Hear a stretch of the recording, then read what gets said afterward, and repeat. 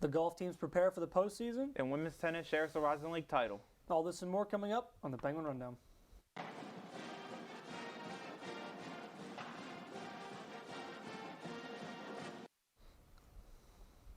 Welcome into this week's episode of the Rundown. I'm Andrew Peterson alongside Dylan Lux. And Dylan, this is your first time being on camera, not just on camera, but actually hosting. How does it feel? It's a little nerve-wracking, Drew, to be under the lights and sitting in a chair next to you, but I'm excited to talk some sports with you today. The YSU women's lacrosse team is now above 500 in the Mid-American Conference game after last Saturday's win over the Akron Zips. Graduate student Allie Corinne led YSU's offense, scoring 5 goals in the game. Freshman Allie Garrett had a hat trick, and a total of 6 Penguins scored at least 1 goal in the game.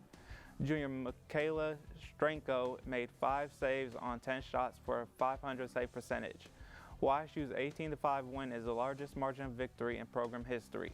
YSU will look to carry the momentum into later today, where they'll play Central Michigan Chippewas. First draw is set for 1 p.m. Conference games are winding down for the men's and women's tennis teams, but both teams are looking strong to end the season. The men's tennis team was on the road to play against Northern Kentucky. The Penguins and the Norse exchanged singles points and were tied 3-3, but the duo of Main Guy and Favier and the team of Montechescu and Fausas won the doubles point for the Gwins, which led to the match win. YSU has clinched a spot for the Horizon League tournament and play their last home meet this Saturday against Cleveland State. For the women's team, their decisive 6-1 victory over IUPUI pushes their conference record to 5-0, and they are named the Horizon League regular season champions for the first time since 2018. YSU will be the 1 seed and play host to Oakland University this Sunday at the YSU Indoor Tennis Center. You can stay up to date with the tennis teams and see stats on YSUsports.com. The Youngstown State men's and women's golf team were back in action this past week as the women competed in Navy Invitational on Saturday and Sunday, and the men competed in the Wright State Invitational on Sunday and Monday. For the women in Indianapolis, they were able to place 5th among 7 schools. Junior Maddie Smithco finished with 18th with a 2-round score of 154, featuring 3 over par 75 in the opening round and a 1 over par 37 on the back 9. Sophomore Lizzie Sauer tied for 19th place with a 2-round score of 155. Senior Danae Regula finished tied for 24th place with the 2-round total of 159. Now, for the men's side, they were also successful this past week as they were able to come up with 6th place finish at the Wright State Invitational. YSU recorded team scores of 305 and 312 in the first 2 rounds, respectively, on Sunday before scoring 304 in the final round on Monday. Wrestler junior Dean Ostulash tied for 5th place with the 3-round score of 224, which would be his best individual finish of his YSU career. 5th-year senior Brian Quadruple also tied for 5th to earn his 6th top 10 finish of the 2022-23 campaign. Freshman Ryan Sam finished tied for 38th with a 3-round score of 235. The golf teams will now shift their sights on the Horizon League Championships from April 23rd through 25th at the Mission Inn Resort in Howey in the Hills, Florida. For live updates throughout the league championships, you can head over to YSUsports.com. The Youngstown State men and women's track and field teams competed at the Bison Outdoor Classic this past Saturday and Sunday. For the men's team, junior Dorian Chagnon won the pole vault with a clearance of 5.4 meters. Junior Ty Hunt had a record of 7.59 meters on his final attempt in long jump to break the tie and win the event. In the triple jump, senior Jakari Lomax finished 2nd with a best leap of 15.22 meters. For the women in the 100-meter hurdles, junior Emily B finished 3rd with a personal best time of 14.34 seconds. In the women's 4x100-meter relay, the Penguins finished 2nd with a time of 4.70 seconds. In the women's pole vault, senior Erin Bogard, freshman Gabby Selman, and Milena Shoemaker all cleared 3.65 meters.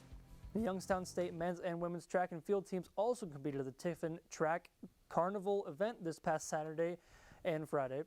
For the men's team, freshman Ryan Henry took 1st place with a throw of 47.09 meters in the elite discus. In the elite shot put, senior Dominic Perry was 2nd with a throw of 17.75 meters, while Henry was 4th at 17.54 meters. For the women's team, sophomore Molly Radcliffe finished 2nd in the elite hammer throw with a throw of 43.93 meters. In the women's hammer, sophomore Krista Perry had a throw of 47.02 meters, and in the discus, she had a throw of 39.05 meters. For more updates on the Youngstown State men's and women's track and field team, visit ysusports.com. After 10 games at home, the Youngstown State University softball team hit the road over a 4-game span and returned home over 3 games April 14th through the 18th. To start off the road trip, the team traveled to Indianapolis, Indiana to face off against IUPUI in a doubleheader April 14th. In the opener, the Jaguars overwhelmed the Penguins in the bottom of the 5th inning with 7 runs en route to an 8-2 loss. In the nightcap, the team struggled defensively but managed to secure a single run off hit by Sarah Fessler that allowed senior Haley Roach to score.